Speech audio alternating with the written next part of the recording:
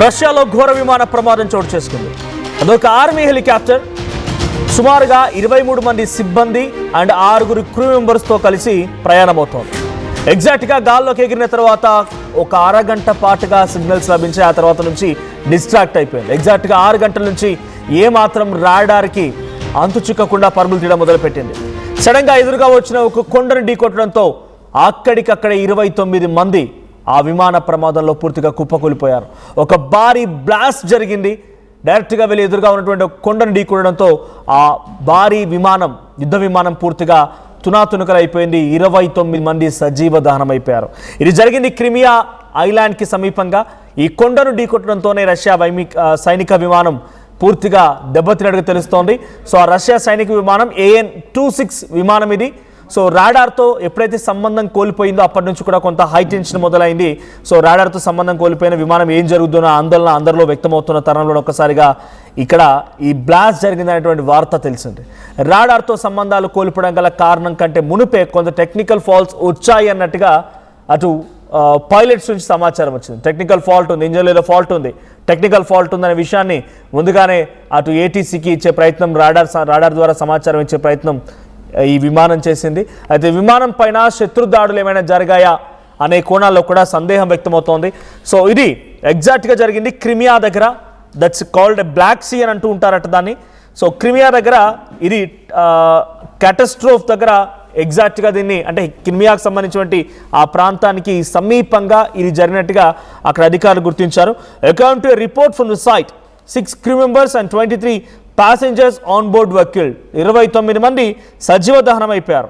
So ఇది సుమారుగా 40 మందిని తీసుకెళ్లగల సామర్థ్యం అటువంటి విమానం ఇది. దాంట్లో ఆ సమయంలో 26 మంది వెళ్తూ ఉన్నారు.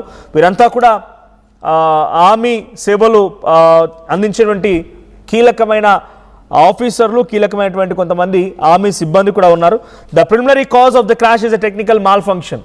సో ఇప్పటివరకు దీనిలో ప్రమాదానికి గల ప్రధానమైనటువంటి కారణం ఏంటి అని అడిగినప్పుడు technical mall ఫంక్షనే.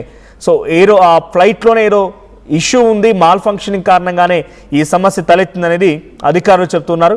So Russia defence ministry did not respond immediately to request for comment outside normal business hours. The AN-26 has been in service since the last 1960s. 1960 నుంచి కూడా ఈ తరహా విమానాల్ని ఆర్మీలో వాడుతోందట రష్యా. అయితే ఈ విమానం ఎప్పుడు కూడా కొంత ట్రాన్స్పోర్టేషన్కి ఆయుధాలని అందించడం కోసం ఉపయోగిస్తారు, సిబ్బంది తరలించడం కోసం ఉపయోగిస్తారు. కొన్ని సందర్భాల్లో యుద్ధానికి సంబంధించిన విషయాల్లో కూడా ఈ యొక్క విమానాన్ని ఉపయోగిస్తున్నారంట. ఒక డికేడ్ అంటే ఆల్మోస్ట్ ఆల్ 1960s నుంచి వాడుతున్నాం కాబట్టి ఇప్పటివరకు దీంట్లో ఇటువంటి సమస్య ఎప్పుడూ కూడా తలెత్తలేదు.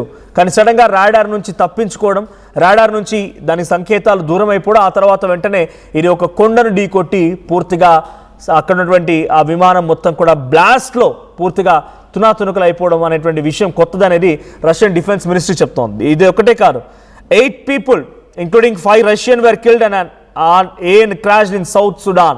సో 2020లో కూడా ఇదే మాదిరిగా ఇదే AN-26 అనేటువంటి ఇదే తరహా విమానం కూడా అప్పుడు కూడా బ్లాస్టింగ్ జరిగింది. అప్పుడు కూడా 8 మంది మరణించారు. దాంట్లో 5 Russians ఉన్నారు. So 4 of 10 people were on board were killed when an AN-26 crashed on landing in Ivory Coast. 2017లో జరిగింది ఇదే తరహా ప్రమాదం, 2020లో జరిగింది, అండ్ ఇప్పుడు మళ్ళీ 2026లో జరిగింది. 2017లో ఇదే తరహా ఇదే విమానం ప్రమాదానికి గురైనప్పుడు అప్పుడు 10 మంది మరణించారు. 2020లో కూడా ఇదే తరహాలో అప్పుడు ప్రమాదానికి గురైనప్పుడు సుమారుగా 8 మంది మరణించారు. ఇప్పుడు ఏకంగా 29 మంది మరణించారు. సో ప్రజెంట్ ఈ ప్రమాదానికి సంబంధించిన విషయంపైన ఎప్పటికప్పుడు అక్కడ ప్రభుత్వం కూడా అంచనా వేస్తోంది. The Russian military transport aircraft AN-26 crashed on March 31st నిన్న జరిగింది ఈ ప్రమాదం. The crash occurred in Crimea అనేటువంటి ప్రాంతంలో ఈ క్రాష్ జరిగింది. సో 23 passengers ఉన్నారు, అంటే మిలిటరీ పర్సన్స్ ఉన్నారు, 6 క్రూ మెంబర్స్ ఉన్నారు. సో అసలుగా ఈ మిలిటరీ విమానం క్రిమియా మీదుగా అక్కడ టార్గెట్ లొకేషన్కి వెళ్తోందట. సో దాని ఎగ్జాక్ట్ ఒరిజిన్ ఎక్కడి నుంచి స్టార్ట్ అయింది, డెస్టినేషన్ ఎక్కడికి అనేది ఇంకా ఎక్కడక్కడ అఫీషియల్గా అటు మిలిటరీ వైపు నుంచి కానీ రష్యన్ గవర్నమెంట్ నుంచి కానీ అఫీషియల్ అనౌన్స్మెంట్ లేదు. సో ఇంటర్నల్ మిలిటరీ మూవ్మెంట్లో భాగంగానే ఈ విమానాన్ని తరలిస్తున్నారట ఇంటర్నల్గా. అంటే రష్యా ఉక్రెయిన్తో ఆల్రెడీ యుద్ధం జరుగుతోంది కాబట్టి ఆ ఇంటర్నల్ డిసిషన్లో భాగంగానే ఈ ఆర్మీ విమానాన్ని క్రిమియా మీదుగా ఇంకొక డెస్టినేషన్ తరలిస్తున్నారంట. Which is a very confidential one. So ఇక్కడ ఇంకొక అనుమానం ఏం తలెత్తుందని అంటే టెక్నికల్ మాల్ ఫంక్షన్ ద్వారానే జరిగిందా, దీని వెనుక ఇంకేదైనా కుట్ర కోణం దాగి ఉందా? సో క్రిమియా ప్రాంతం నుంచి ఒక కాన్ఫిడెన్షియల్ ప్లేస్కి విమానం వెళ్తుంది కాబట్టి ఉక్రెయిన్ హస్తం ఏదైనా ఉందా అనే రకం కూడా అనుమానాలు వ్యక్తం అవుతున్నాయి. కానీ ఇక్కడ no proof at all, Ukraine దీని వెనుక ఉందని ఎక్కడ కూడా ఇంకా ప్రూఫ్ దొరకలేదు. బట్ అనుమానం అయితే వ్యక్తం అవుతోంది. So air force service man, దీంట్లో చాలా వరకు ఎయిర్ ఫోర్స్ సర్వీస్ మ్యాన్ ఉన్నారు. బెల్బెక్ ఎయిర్ బేస్ క్రిమియా సంబంధించిన బెల్బెక్ ఎయిర్ బేస్ నుంచి ఈ విమానం బయలుదేరినట్టు తెలుస్తోంది. సో ఒక కాన్ఫిడెన్షియల్ సీక్రెట్ లొకేషన్కి అక్కడ జరిగినటువంటి పరిణామాల్ని కంట్రోల్ చేయడం కోసం ఈ ఆర్మీ సిబ్బంది వెళ్తున్నారు. సో ఇప్పుడు అందులో ఎవరెవరు ఉన్నారు, వారి డీటెయిల్స్ ఏంటి, ఇంకా అఫీషియల్ ఎక్కడ కూడా రష్యన్ గవర్నమెంట్ అనౌన్స్ చేయలేదు. సో ఇన్వెస్టిగేషన్ కమిటీని మాత్రం ఆదేశించింది. సో ఇన్వెస్టిగేషన్ కొనసాగుతోంది. టెక్నికల్ మాల్ ఫంక్షన్ కారణంగానే ఇప్పటివరకు ఈ ప్రమాదం జరిగింది అనేది ప్రాథమికంగా అంచనా వేస్తున్నారు. మరి టెక్నికల్ మాల్ ఫంక్షన్లో ఇంకేదైనా కారణం ఉందా? సో గతంలో కూడా మనం చాలా సందర్భాలు అహ్మదాబాద్ విమాన ప్రమాదం సమయంలో కూడా చాలా వరకు మాట్లాడుకున్నాం. ఏదైనా కంటామినేటెడ్ అంటే అక్కడ దాన్ని ఉపయోగించిన ఆయిల్ని కంటామినేట్ చేసినా కూడా సడన్గా దీని థ్రస్ట్ మూమెంట్ ఉండకపోవడం, ఇంజిన్ ఆగిపోవడం మాల్ ఫంక్షన్కి కారణం అవ్వచ్చు. ఇటువంటి కారణాలు ఏమైనా ఉన్నాయా? దీని వెనుక ఏదైనా ఉగ్రకుట్ర దాగి ఉందనే కోణాల్లో కూడా ప్రస్తుతానికి ఆ మాల్ ఫంక్షన్ అనేటువంటి అంశం వెనక కుట్ర కోణం ఉందా అనే దానిపైన అక్కడి ఇన్వెస్టిగేషన్ కమిటీ ప్రజెంట్ ఇన్వెస్టిగేషన్ని కొనసాగిస్తోంది. So engine failure, pilot actions ఇవన్నీ కూడా బ్లాక్ బాక్స్. సో విమాన ప్రమాదం జరిగినప్పుడు ప్రతిసారిగా మనం గుర్తుపెట్టుకోవాల్సిన ఒకే ఒక అంశం బ్లాక్ బాక్స్. ఈ బ్లాక్ బాక్స్ కనుక దొరికితే కాక్పిట్ అంటే అక్కడ ఇద్దరు పైలట్స్ మధ్య జరిగేటువంటి చర్చ ఆ కాక్పిట్లో రికార్డ్ అవుతూ ఉంటుంది. ఆ క్యాబిన్లో ఉన్నటువంటి ప్రతి సంభాషణ కూడా కాక్పిట్లో రికార్డ్ అవుతూ ఉంటుంది. సో బ్లాక్ బాక్స్ అనేది అక్కడ జరిగినటువంటి మాల్ ఫంక్షన్స్కి ఏమైనా కారణమైందా, ఎందుకు విమానం ఇలా కుప్పకూలిపోవాల్సి వచ్చింది, ఎందుకు ఈ ప్రమాదానికి గురైంది, ఇవన్నీ కూడా బ్లాక్ బాక్స్లో రికార్డ్ అవుతూ ఉంటాయి. సో ఇప్పుడు దానికోసం రష్యన్ గవర్నమెంట్ కొంత కీలకంగా ఇన్వెస్టిగేషన్ ఆదేశించింది.